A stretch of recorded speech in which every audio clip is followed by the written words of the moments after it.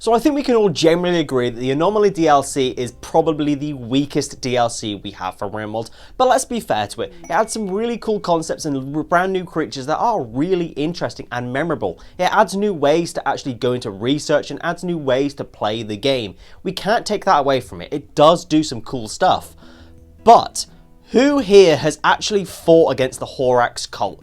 Me personally, I fought against them once, and that was on stream a few months ago, and it was really boring and uneventful. The HORAX cult that have been added by the Anomaly DLC are just a bit, right, okay, cool. There's nothing particularly unique about them, and they're desperate for some changes and improvements. And today's mod solves that perfectly. Introducing the Anomaly cult expansion. This is specifically for the HORAX cult. Adds only a couple of changes here, but they do make a world of difference to them. So let's get into things and get into the content. So let's start by looking at the content of the Steam Workshop page. What is there and what do we see? So we start off with the thumbnail here. I really like the design of this, the all red and culty look about this. Really fits the whole theme really nicely. Getting into the rest of things, we have some vague descriptions and everything, and then we have a little bit of mystery. Now we have one section here that tells us that ghouls have been added to the HORAX raids, and then we have a big question mark as to what this brand new xenotype's been added. Now I like that it's kind of a bit mysterious, it gets you to want to download the mod and check it all out, but we have so many mods out there that tell us exactly what's been added, and this one doesn't tell us what's been added. It kind of sticks out as being like, well, why would I download this mod more so than other mods, you know? I like that it's a little bit of mysteriousness and it wants you to download it and experience that, but we just need a little bit about what's actually been added. Maybe just a picture of what's been added. Maybe don't necessarily go into the depths of every single gene type that's been added. Just a picture. I just want a little bit of something to show us the players what we're getting into. I don't mind this layout and I don't mind what's been going on here, but it's almost hindering the experience, which I'm not necessarily a fan of. So before we get into the elusive new xenotype that's been added to the HORAX cult, let's look at the actual content that's been added here. Now we've been given access to 5 brand new gene types. Despite what the mod page says, there are actually 5 rather than 4. Starting with the Fleshman head. This is totally aesthetic and just makes things look a little bit better. Then we have the genetic inhuman gene. Carriers of this gene are no longer human, and they look just kind of weird, which is always nice. Then we have the Flesh Beast skin color, basically just changes skin color, very cosmetic and basic. Then we have the Flesh Whips. These ones are very interesting, and we'll look further into these later in the video. These ones replace the maximum of 2 of your limbs and replace them with Flesh Whips, so you could have 1 arm and 1 Flesh Whip, or 2 Flesh Whips and no arms. Then lastly, the star of the show, we have the unnatural regeneration, and this basically means that the new xenotype can just heal itself automatically over time and heal itself from pretty much any wounds. So looking at our brand new genes, we can kind of already tell that this brand new xenotype that's been added could be very, very interesting. Aesthetically, actually in terms of gameplay, with the ability to heal itself, the Flesh Whip arms, and all the different colors and aesthetics we're going to get from what it actually looks like. So I thought, let's go along with the mystery. Let's spawn ourselves in a HORAX cult raid so we can see exactly what everything looks like in action before going into things. So I spawn in a raid, and immediately we see a pink fleshy mass sitting inside this raid. This is the brand new xenotype. This is a Fleshman. Now, unlike a Fleshlight, this is definitely not something you want to put your meat inside of. This thing is a pretty scary creature that we don't want to be messing with. Looking at the genes, you can see all the brand new genes that have been added. We get a few additions as well, like Acid Spray, Psychically Dull, Strong, Melee Damage, Hyper Aggressive, Unstoppable, very unattractive, and things like that. So as we can see from this xenotype, this is kind of a combat character with some actual Anomaly DLC creature abilities, and it fits in really nicely with the HORAX cult and gives you that vibe. This then gives us the opportunity to look at the ghouls that have been also added within the HORAX cult that can now raid you, and here we have a Neanderthal that's been turned into a ghoul. Fits really well aesthetically, and I'm not sure why this hasn't been added to the base game, honestly, because this makes perfect sense. So that's going to be it for the content section here, and there isn't very much here. This mod is still in very early development, and at the time of recording, it does say on the Steam Workshop page that there are more updates coming. So at the current moment in time, things aren't going to look too good in terms of my rating for the content section, but what we've got here, even at its very early stage, improves the Anomaly DLC and the HORAX cult so much. It's infinitely better than what we already had. We have a little bit more depth about it. We've got a new xenotype. We've got more reasons to actually induce the HORAX cult to raiders. It's all just a bit more interesting than what it was before. I think aesthetically it fits in really, really well. I think the whole vibes of it are just perfect for it. And I don't understand why we haven't got something like this in the Anomaly DLC that would just make it so much better. So for content here, we haven't got very much of it. The Steam Workshop page, I don't necessarily agree with the way it's been laid out and the way it's been advertised, but what we've got here is extremely solid and sets us up for an amazing addition to the Anomaly DLC. So for the content, I'm going to be giving it a very solid 8 out of 10. So next, let's move on and look at the quality section of the items that have been added by this mod. And when I say items, I mean that very loosely, because I mean, we have the Fleshman, and that's about it.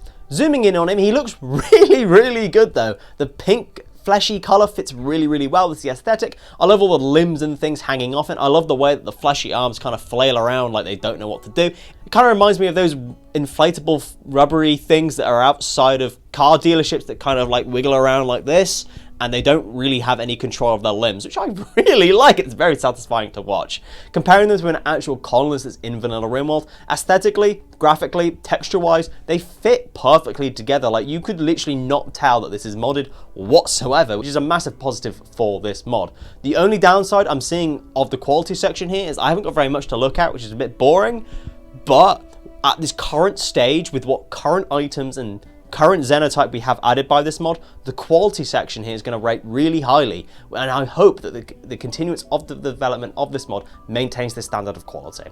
So I'm going to be giving the quality section here another really solid 8 out of 10, honestly, because what we've got here looks really, really good. Next, let's move on and look at the balancing of everything that's been added by this mod. And when I say everything, I mean the one xenotype. Now, because there is only one xenotype added by this mod, I'm expecting a lot of care and attention to be put into the balancing. And I'm going to be having very high standards going into this section. I'm expecting everything to be very well thought of, everything there for a reason, and everything to be perfect. Because there is only one thing that's been added here, expectations are extremely high. So first, let's check out the unnatural regeneration trait. This one does a healing rate of 50 health points per day, which makes this quite powerful. Bearing in mind that you could have somebody's torso almost completely ripped out and it still would heal this all in one day. This doesn't take into account bleeding factor though, so that's something you have to bear in mind when you use this. Whilst it does seem quite powerful, they can still bleed out because they can only have a maximum of 50 health points per day and it doesn't heal bleeding. So what we're going to do as a test here is we're going to compare this to the super fast wound healing,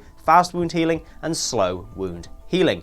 What I'm going to be doing is going into dev mode, and we're going to do a small amount of damage to the head for each individual one of these colonists that have all the various different genes. I'm going to see how fast they heal, whether they actually heal, and what's going on with how much of a difference this makes. So unpausing the game, we can literally see before our eyes, the Fleshman is reducing its bleeding rate and healing up almost instantly. The speed of which this actually heals is crazy. Now, yes, we have got a flat 50 HP maximum per day, but that's still like ridiculously good. You could almost lose an entire limb and this would heal up fairly quickly. Now obviously the super fast wound healing colonists and the fast wound healing colonists, they do also heal up quite quickly and they do it absolutely on their own, but it's nowhere near as good as a comparison to the unnatural regeneration trait. So the next part of the unnatural regeneration trait that I wanted to test here was whether or not it healed every single wound all at once or if it healed wounds one by one. So here I have our Fleshman here and I've cut him all over. Poor thing definitely did not enjoy that unless he was a masochist.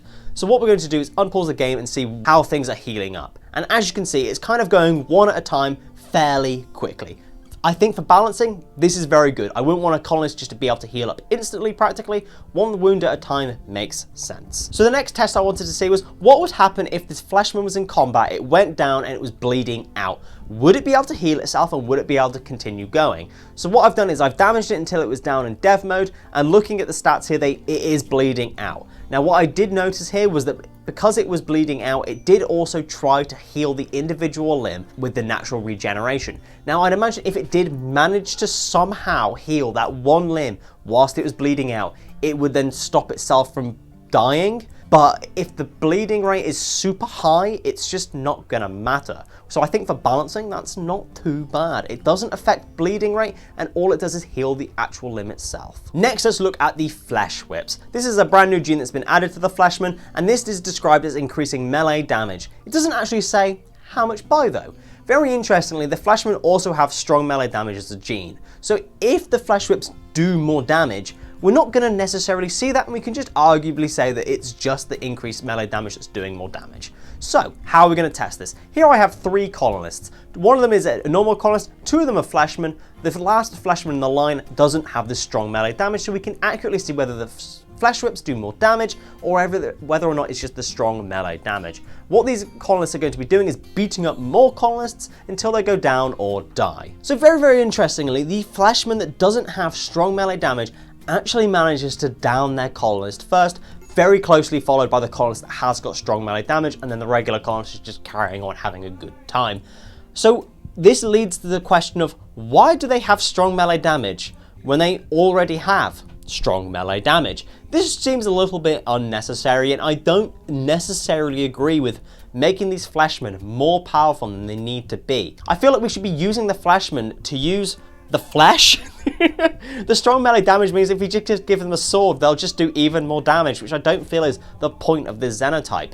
Let's leave them have unarmed combat. Let's make unarmed combat for these fleshmen better, because that's the whole point of them. I feel like strong melee damage isn't necessary in this scenario. So as we can tell, this xenotype is quite powerful. The fleshmen are very melee strong, and they're very powerful combat characters. So let's look at them as a whole. Let's look at all their individual genes and kind of go through them and see where we need to make some improvements and whether or not I think they are balanced. So starting with the unnatural regeneration and all the new genes that have been added by this mod, I think they're all brilliant, they're all great, and they should be kept perfectly as they are. Acid spray is a very nice addition as well, very Anomaly DLC. However, I will say that because we have a very strong melee build character with strong melee damage, unstoppable, and everything that comes with it, I don't feel like we should necessarily be allowing these flesh beasts to be able to use ranged weapons. I feel like we could definitely have awful shooting thrown into the mix here as a gene, or definitely poor shooting to stop them being able to use guns as well. Psychically dull, heat weakness, intense UV sensitivity, tinder skin, and pyrophobia makes perfect sense, and I'm a big fan of those.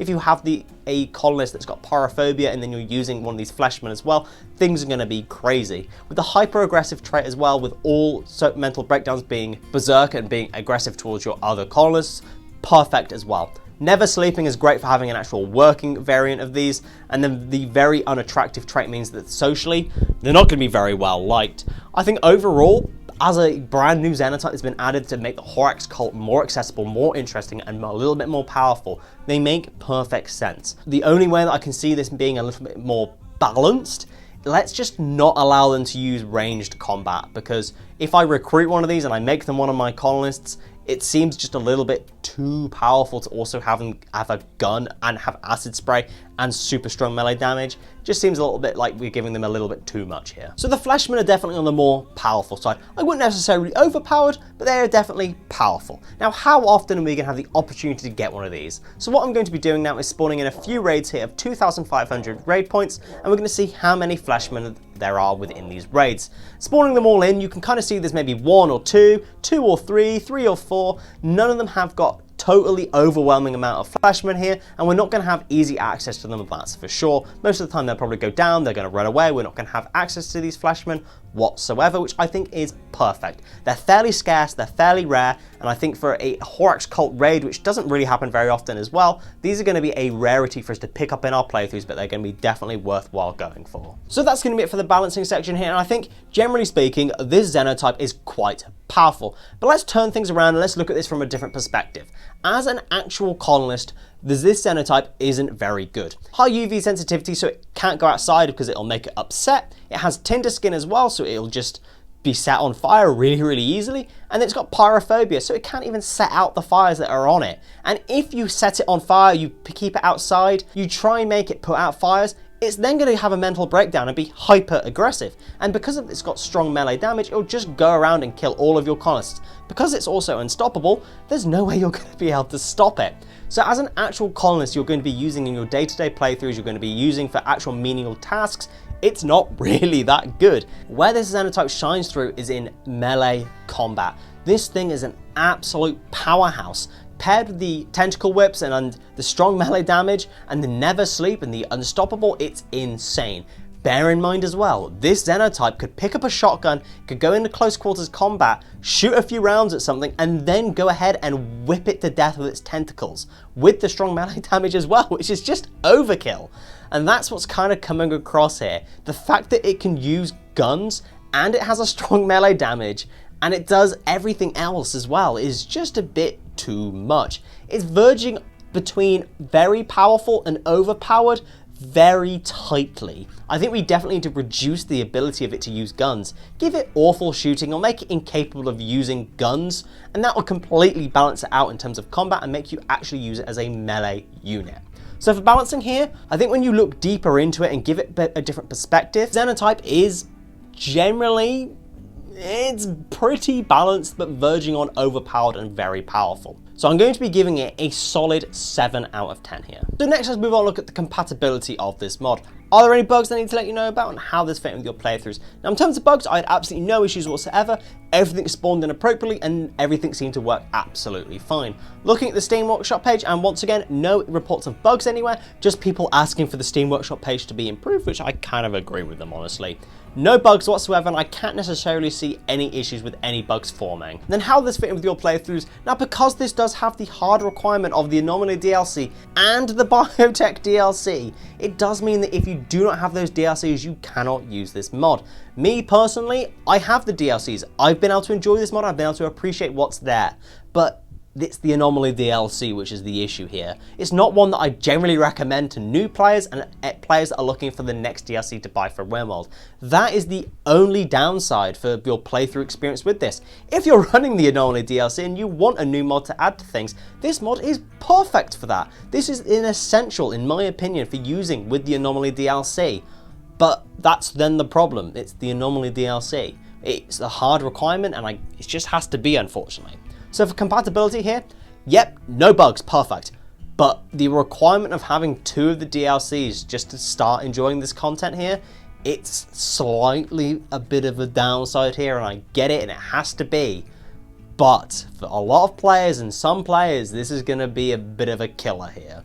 So I'm going to be giving it a 6 out of 10. So next let's look at my mod recommendations to go with this mod. Now obviously because of the hard requirement of the Anomaly DLC and because the Anomaly DLC isn't quite as well loved as the other DLCs within Rimworld, there's not too much we can fit with this. And as a result, things are very focused on making the Anomaly DLC better and improving your experience altogether. So starting with the HORAXian style patch, this means that once we do get some Fleshmen, we can then actually form our colony around that, make things look a little bit more Anomaly DLC, and just have everything fit the cultist vibe. Then we have the Anomaly portal, just add even more creatures to your playthrough to make everything more Anomaly DLC. Next we have better Anomaly loot, just to make sure you can get the best of loot out of all of the raids and everything you can go on. Next we have Gene Trader, so we can try buy the brand new genes that have been added by this mod and make our colonists even better, especially with the unnatural regeneration. And then we have Anomaly Upscale to just make the graphics look even better, which is always an amazing addition. So as you can tell, all of my recommendations are fully involved in making the Anomaly DLC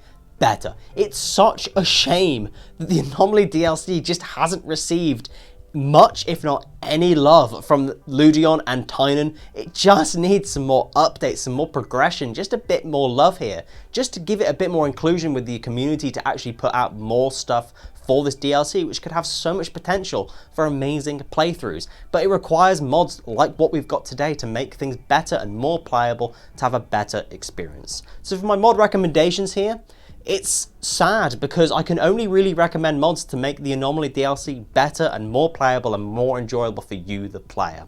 So I'm going to be giving it another 6 out of 10 here. So now for my conclusion, and genuinely, this is probably one of the most essential mods that you're going to need for your Anomaly DLC playthroughs. This mod, even its very early state, makes the HORAX cult just so much better, so much more interesting, and actually gives you a reason to want to fight them. It gives you the access to this quite powerful Xenotype that does need a little bit of adjusting here and there, but gives it a little bit more depth and flavor. Having the ghouls be able to raid you as well is just such a wasted feature in the Anomaly DLC, and I don't understand why we don't have it as a standard as being part of the HORAX cult. So for content, I gave it 8 out of 10, quality 8 out of 10, balancing 7 out of 10, compatibility and mod recommendations both 6 out of 10, giving it the grand total score of 35 out of 50, which is a very solid B-rated mod. The big thing that lets this mod down is it's part of the Anomaly DLC, and I think it'd be a really nice idea to maybe make this mod not be dependent on having the Anomaly DLC. I'm not sure if that's something that's possible for the mod creator, but I think it could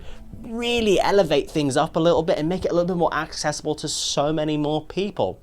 but don't listen to my opinions. Please check out this mod if you're running an Anomaly DLC playthrough, because it is a fantastic mod for that experience. If you have enjoyed today's video though, consider liking and subscribing, and make sure you tell your mum about me. See you next time. Thank you.